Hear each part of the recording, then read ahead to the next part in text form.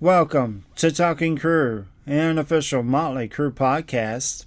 I'm your host, Kevin Humphrey, where I talk all things in the world of Motley Crue. This is episode 116 this week. Motley Crue First Demo 1981 review. But first this week in Motley news, there's a little bit of it this week. Happy 10th anniversary when Motley Crue played on New Year's Eve, December 31st, 2015 in Los Angeles, California at the Staples Center, where they recorded a live album and DVD. I talk about this on episode 47. John 5 is in the news. He posted a reminder to get tickets and meet and greet passes for the two upcoming shows this month. NAMM Jam, that's NAMM, Friday, January 23rd at the Observatory in Santa Ana, California, along with Living Color. And Saturday, January 24th at Hopmonk Session Room in Novato, California. That's Novato. Check out john5.com for tickets and meet and greet passes. Happy 42nd anniversary to the Motley Crue song Looks That Kill, released the first week of January 1984. Happy 38th anniversary to the Motley Crue song You're All I Need off Girls, Girls, Girls, released on January the 4th in the UK, 1988. Now, if you remember your Motley history, when they released this single, they used it to promote what was supposed to be the UK and European tour in 1988, the Girls, Girls, Girls tour. Promoters told them management at that time, Doc McGee and Doug Thaler, if you send these guys over here, somebody's coming back in a body bag. It scared the band. They went into rehab and, of course, had to cancel the tour, of course. But and then they recorded Dr. Feelgood. Tommy Lee is in the news. He posted on social media on New Year's Eve a picture, actually a little video of somebody driving down what looked like the interstate, black and white, and the caption of it says 2026, it's personal. What does that mean? I have no earthly idea of what that is, but I will say this, I am ready for it. So if it's a new soul album, that is freaking fantastic. If he's talking about the upcoming return of the Carnival of Sins tour, I'm up for that as well. So yeah, this is great. Can't wait. And that's it in Motley news this week. So welcome back. Hope everybody had a great Christmas and New Year's. I sure did, and hope everybody's back safe and sound. So I just want to kind of show off some stuff and talk about some stuff that I got for Christmas. It was definitely a Motley Christmas. I got a vinyl record player from my mother-in-law and father-in-law. It actually hooks up to a Bluetooth as well. I absolutely love that. My kids got me this new Motley Crue shirt here. It's the Kickstart My Heart Crue shirt. They also got me in the beginning on vinyl. This is a different colored vinyl than the one I got. I actually hadn't even opened it and don't plan on opening it. I'm going to play the one I've already got. So yeah, I love that. My brother-in-law and sister-in-law and my niece got me, speaking of Motley Crue New Year's Eve 2015, The End live in Los Angeles. This is pink doubled vinyl. Check out that freaking gatefold. That is freaking amazing. Here's the back. Love that as well. You got Nicky, Tommy, and the whole band there. So yeah, I've been playing that on the new record player. My wife, what we usually do is exchange gift cards of a certain amount. And I give her hers and say, here, you do what you want to buy with it, and vice versa. So I bought a bunch of stuff too. I actually got a new other Motley Crue t-shirt that's actually going to be here on Monday, so I'll wear that next Friday. But I also bought this. I used to have this album, and then it got lost or I sold it. I'm not really sure. It's the Scream John Corabi and the Scream, their debut album. I will be talking about this album on the John Corabi series. And speaking of John Corabi, I also got this one as well. I used to have this, a different package, but yeah, I'm happy with this one. A little cardboard sleeve looking thing.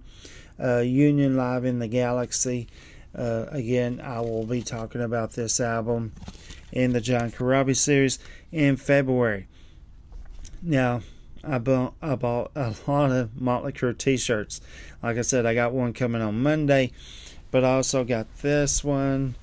Me and my wife love the TV show Stranger Things.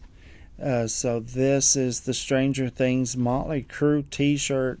Absolutely love that. Can't wait to wear that. Then, to celebrate the 40th anniversary of Theater of Pain, which was last year, I didn't get the box set. I'm kind of holding off on the price to go down a little bit. But I did get a Theater of Pain tour shirt, World Tour 85-86. I love that. Can't wait to wear that. Then, if you've been a fan of this or been watching this podcast since episode 1, you know my album that introduced me into Motley Crue, so I bought a bunch of that, and now I'm talking about Girls, Girls, Girls. So I got Sparky, is what he is called. That's the side of the Harley Davidson motorcycle. Love that. White as well. I love that. I like getting different colors. In fact, this one, my wife helped me pick out because I couldn't make up my mind. Do I want the gray or do I want the white? And I'm glad I listened to her because this is the gray one. Motley Crue, Girls, Girls, Girls. And it's got the band taking a bow with the Nasty Habits, the late Amy Cannon and Donna McDaniel. Almost lost my train of thought. Live in Los Angeles, live in concert. Love that shirt as well. And then this one has been on my bucket list a long time ago. And I always almost buy it and then I back out. And then I almost buy it and then I back out.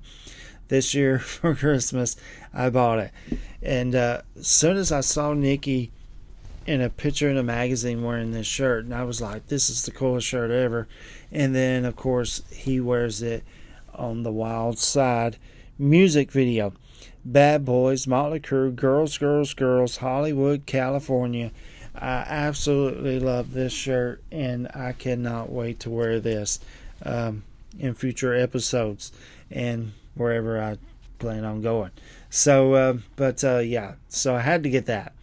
So that's what I got for Christmas, and I hope you guys got some Motley stuff or in the world of Motley Crue, whether it's the Daisies or John Corabi pre-ordering his new album, Mick Mars' solo album, the Motley Crue albums. Write me a comment down below. Let me know. You'd love to hear from you. All right, so that's it for all that. So let's get right into this week's episode.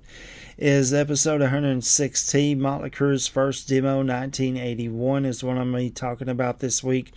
On this week's episode, this is one of the rest of the month of January, every Friday in January.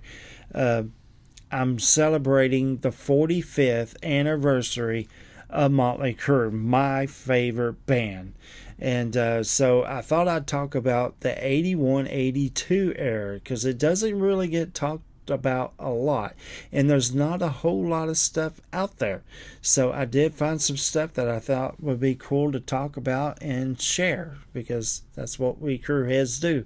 We share information, we share whatever, songs, pictures, videos. It just goes on and on, and I absolutely love it. So here we go. So let's go info and facts on this demo.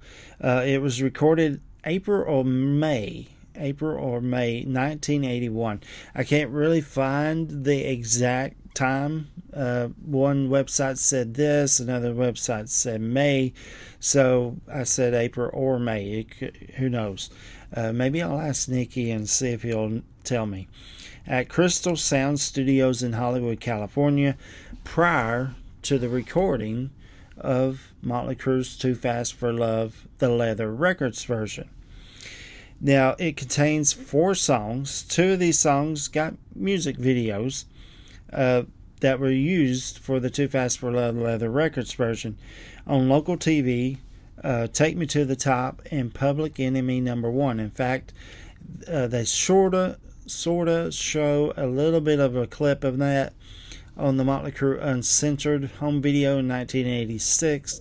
And then they put it as Easter eggs on the Motley Crue Greatest Video Hits. So, yeah, go back and check that out. I did episodes on both of those.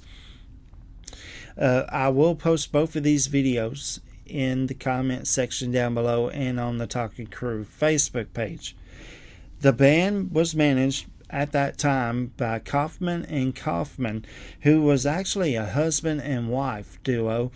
Alan and Barbara Kaufman, I'm sorry, I'm getting tongue-tied here, who I'll talk more about in the next couple of weeks. So, yeah, stay tuned for that. But the demo, and you'll see it when I post the demo, and I'll post it in the comment section down below and on the Talking Crew Facebook page. It says Kaufman and Kaufman Productions, and that's who they're talking about, is Alan and Barbara. Now, there's your info and facts. And like I said, I'll post this in the comment section and on the Talking Crew Facebook page of this demo. So now, let's go track by track on the demo. Now, I'm not going to tell you every detail like I did on the Too Fast for Love album. I kind of want to talk about more of what the differences are and what caught my ear when I listened to this demo. And I hadn't listened to this in, I don't know, 3-4 months now.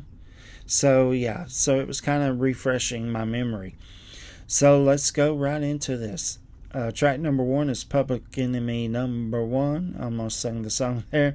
This is a great version. It's really raw. Very dirty and nasty feeling.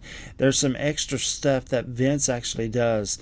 Kind of like this little laughing part in the song, which sounds great. Sounds freaking awesome. There's less cowbell in the song. That was the first thing that hit me. Is Tommy's cowbell, as they are replaced by hand claps. This song is absolutely so good. Track number 2, and that is Take Me to the Top. Something that hits me is how great you can hear Nicky's bass playing on this song is.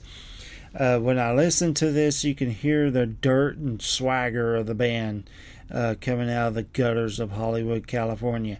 Vince screaming on this track is absolutely incredible. Insane recording. Love it. Track 3 is Stick to Your Guns.